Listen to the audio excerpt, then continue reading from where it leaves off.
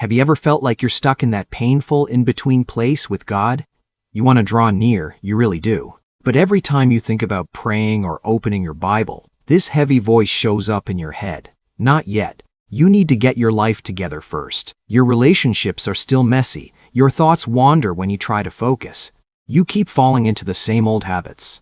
And secretly you feel ashamed, thinking God must be disappointed, waiting on a better version of you before he'll really show up, so you delay. You put off that honest conversation with him.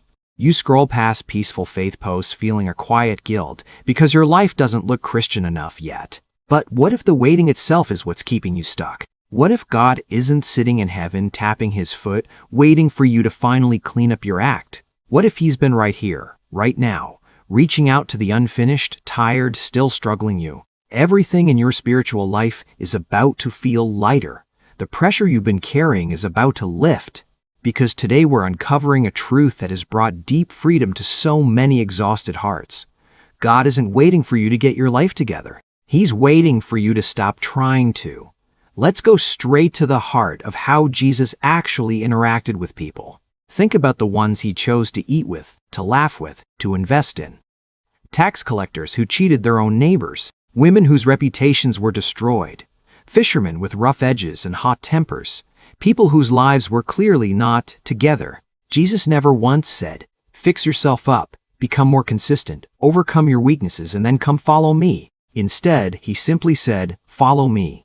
Right in the middle of their chaos, right in the middle of their failure. And notice something powerful, something that flips everything we've been taught about earning God's closeness. He never waited for anyone to reach a certain level of holiness. He never required a cleaned-up life before offering relationship. That's not how grace operates. That's not how the vine works. Remember the picture Jesus gave us? I am the vine. You are the branches. The branch doesn't spend weeks or months trying to become worthy of the vine. It doesn't fix its own cracks and weaknesses first. It simply stays connected.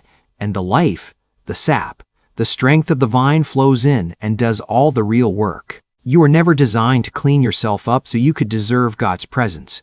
You were designed to bring your messy, unfinished self into his presence so he can do in you what only he can do. Here's the lie that has quietly robbed so many believers of intimacy with God. I need to become better before I can come closer. That one sentence has created more distance than almost anything else in the Christian life. It turns a loving relationship into a performance-based reward system.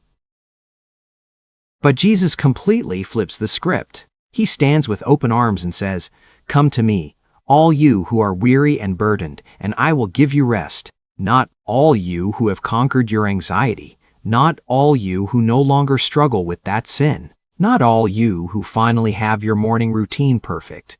All you who are weary. That includes you on your worst day. That includes the version of you reading this right now, distracted, inconsistent, still fighting the same battles. Imagine two different people walking through the exact same week. The first is the fixer. Every morning they wake up with fresh determination. They set a strict prayer schedule, delete distracting apps, read multiple chapters, and try to respond with patience when things go wrong. But underneath it all, there's constant pressure. They believe God is watching from a distance, waiting to see real improvement before he draws near. Every slip-up feels like another disappointment. Every failed day leaves them feeling further away. Then there's the second person, the siever. Their life still has visible mess. They still lose their temper. They still battle wandering thoughts. They still have days where prayer feels dry, but they carry a quiet, steady peace. Why? Because they don't wait until they feel worthy. They talk to God in the middle of the mess. They bring him their frustration, their shame, their inconsistency. They don't perform. They simply remain connected. And in that connection, real change slowly begins to happen. The difference isn't how clean their life looks on the outside. The difference is connection.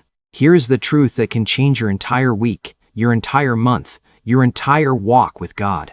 God is not disappointed by your weakness. He is drawn to it. The very places where you feel most ashamed, most unqualified, most behind. Those are the exact places where his strength wants to flow the strongest. You don't have to earn closeness with God.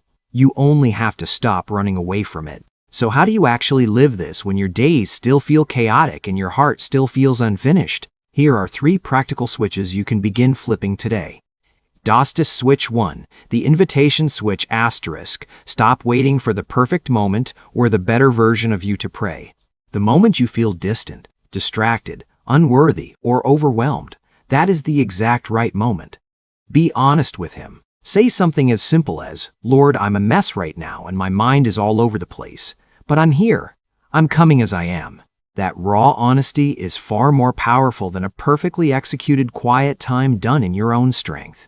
Ask. Switch 2, the grace switch asterisk.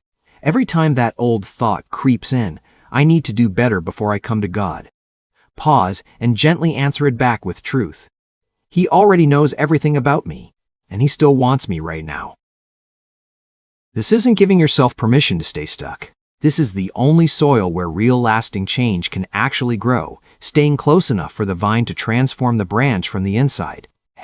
Switch 3. The abiding switch. Turn the ordinary mundane moments of your day into connection moments. While stuck in traffic, while doing the dishes, while lying awake at 2 a.m. with racing thoughts, just whisper his name. Thank him for one small thing that happened. Tell him what you're struggling with today. No performance, no checklist, just remaining. When you finally stop trying to get your life together before approaching God, something deep and beautiful begins to shift inside you. Peace starts appearing in the middle of unfinished situations.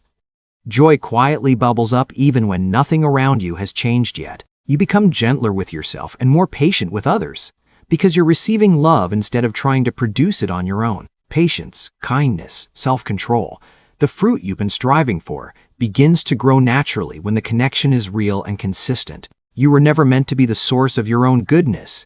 You were always meant to be the branch. So hear this clearly today.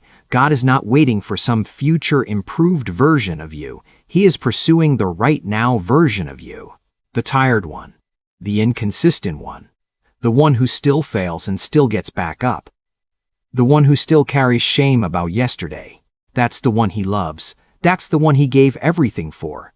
Stop delaying the very thing your soul is desperate for. Come home, right now, exactly as you are. If this message is touching a place in your heart that has carried unnecessary shame and pressure for too long, do one simple thing right now. Go down to the comments and type "I'm coming as I am." By typing those words, you're making a declaration. The waiting is over. You're choosing connection over perfection starting today. And if you know someone who's been stuck in that same exhausting cycle, believing they have to fix themselves before God will accept them, send this video to them. Give them the same grace and permission you just received. If you're tired of striving and you want more simple, freeing, life-giving biblical truths delivered straight to your feed, subscribe to Bible Resolve and turn on the notification bell. You don't have to get your life together to belong here. You just have to stay close to the vine. I'll see you in the next one.